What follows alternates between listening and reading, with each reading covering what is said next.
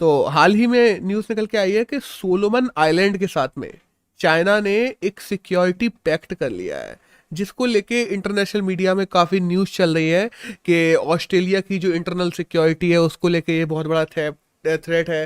साथ ही साथ में ऑस्ट्रेलिया के जो ट्रेड रूट्स वगैरह हैं उनको भी लेके प्रॉब्लम्स आ सकती है। तो मैंने सोचा इस पूरी चीज़ को अपन लोग डिस्कस करते हैं कि कैसे ये थ्रेट बन गया है इतना बड़ा और कैसे ये हो सकता है। देखो, आज हम लोग अगर बात करें तो ऑस्ट्रेलिया के पास में सोलोमन आइलैंड है। मैं यहाँ पे इमेज डाल दूंगा।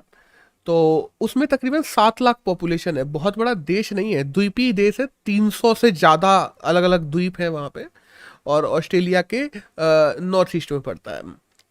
और आसपास के, अब देखो, किसी भी देश के लिए सबसे बड़ी प्रॉब्लम क्या होती है जब भी उसके आसपास में ज़्यादा देश होते हैं? तो सबसे बड़ी प्रॉब्लम होती है सिक्योरिटी थ्रेट, के आसपास का कोई एक ऐसा देश ना हो जाए जो चाइना जैसे बड़े देश के डेप ट्रैप में फंस जाए और फिर वहां पे मिलिट्री बेस दे दे चाइना को, क्योंकि फिर सिक्योरिटी प्रॉब्लम्स तुम्हारे लिए और ज़्यादा बढ़ जाएंगी। और ये सेम चीज़ है जो सोलोमन आइलैंड के साथ में हो रही है। और क्योंकि चाइना, अपन जानते हैं, लोन्स देता है, बहुत कम दरों पे लोन्स देता है कई बार देशों को। कई बार देशों पे इतना ज़्यादा लोन बढ़ाता चला जाता है कि पूरे देश उसके डेप्थ में इस तरीके से दब जाते हैं कि उसकी बात मानने के लिए मजबूर हो जाते हैं। अब ऐसा क्यों कर रहा है सोलोमन आइलैंड? तो इसके बारे में थोड़ा अपन हिस्ट्री से बात करें कि एक बोई डिक्लेरेशन हुआ था। अब बोई डिक्लेरेशन क्या था? देखो, ऑस्ट्रेलिया है, ऑस्ट्रेलिया के आसपास द्वीपीय काफ़ी सारे देश हैं। तो ऑस्ट्रेलिया नहीं चाहता था कि उसको कभी भी इंटरनल सिक्योरिटी का या पूरे जो एरिया है उसका कभी भी किसी प्रकार का कोई भी थ्रेट आए। तो बोई डिक्लेरेशन किया गया था। बोई डिक्लेरेशन इसको लेके था कि ये देश आपस में कभी भी किसी बाहर वाले देश को अपने यहाँ मिलिट्री बेस नहीं बनाने देंगे। जिससे, अब क्योंकि देखो, मिलिट्री बेस बन जाएगा तो पूरे रीजन जो होता है ना उसमें ही अस्थिरता आ जाती है। तो उसको स्थिर बनाए रखने के लिए मिलिट्री बेस नहीं बनाने देंगे, और किसी को मिलिट्री असिस्टेंस प्रोवाइड कर सकते हैं लेकिन डायरेक्ट मिलिट्री सपोर्ट भी प्रोवाइड नहीं करेंगे। और ये बोर्ड डिक्लेरेशन ऑस्ट्रेलिया और साथ साथ में ऑस्ट्रेलिया के आसपास के 17 अलग देशों ने मिलकर किया था। बाद में क्या होता है, हम लोग देखते हैं कि ऑस्ट्रेलिया ने न्यूक्लियर सबमरीन और मिसाइल्स बनाने के लिए अभी कुछ दिनों पहले ब्रिटेन हो गया, यूएस हो गया, इन सब के साथ में मिलके ऑकस डील कर लिया है। अब जैसे ही ये लोग ऑकस डील करते हैं तो सीधी सी बात है, यूएसए को मिलिट्री बेसिस भी ऑस्ट्रेलिया ने कहा है कि हम लोग कुछ लिमिटेड टाइम्स के लिए प्रोवाइड करने को तैयार हैं। तो जो बोई डिक्लेरेशन था उसमें डबल स्टैंडर्ड दिख गए किसके? ऑस्ट्रेलिया के और देशों को। क्योंकि सीधी सी बात है, ऑस्ट्रेलिया अपने नेबर कंट्रीज से चाहता है कि वो ऐसा ना करे, और ऑस्ट्रेलिया खुद कर रहा है ये सारी चीजें। और वही काम फिर बाद में सोलोमन आइलैंड ने किया कि जब सोलोमन आइलैंड ने देखा कि 2018 के बाद से लीनिंग हो रही है ऑस्ट्रेलिया की, अपन बात करते हैं ब्रिटेन और यूएस की तरफ, तो उसने भी सेम काम किया। 2018 में सोलोमन आइलैंड ने तकरीबन $500 मिलियन का लोन लिया था चाइना से। और अभी सोलोमन आइलैंड ने ओवरऑल में ये बताया है कि तकरीबन $100 बिलियन तक का अगर लोन लेने की जरूरत पड़ी और उसके बदले में उन लोगों को अगर 2-3 टापू देने भी पड़े चाइना को, तो वो लोग वो देने को तैयार है। और ये एक बहुत बड़ी बात हो जाती है, क्योंकि देखो, जैसे ही 2018 में सोलोमन आइलैंड ने चाइना से लोन लिया था, उसी समय चाइना ताइवान को रिकॉग्निशन नहीं देता है। सोलोमन आइलैंड ताइवान को रिकॉग्निशन देता था, उसने देना बंद कर दिया था। वही है, इंटरनेशनल दबदबा बहुत बढ़ जाता है जब कोई दूसरा देश तुम्हारे कब्जे में होता है इकोनॉमिकली।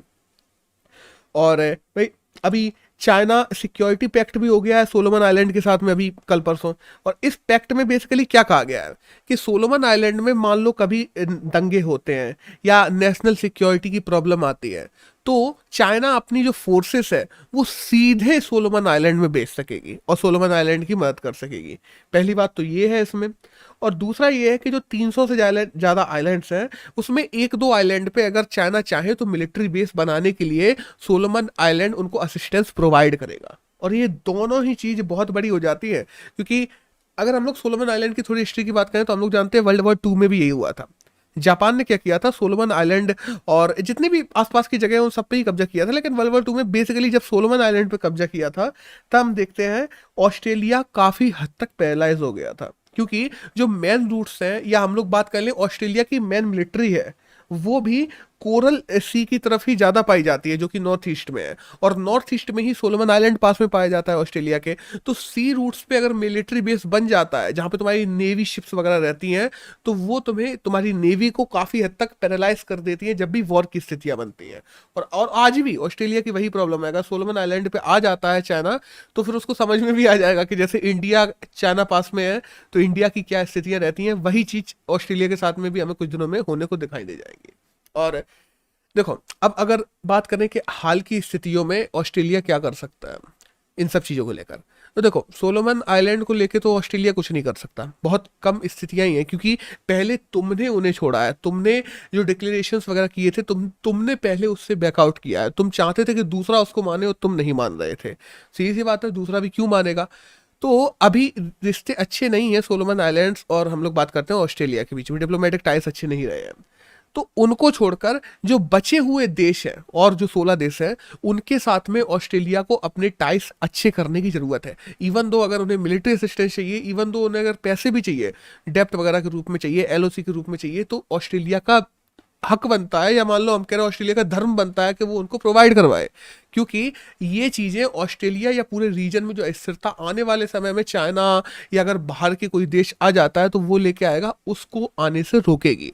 और ऑस्ट्रेलिया की सोवरेनिटी के लिए भी एक बहुत बड़ा थ्रेट हो सकता है आने वाले समय में। तो अब देखते हैं क्या होता है।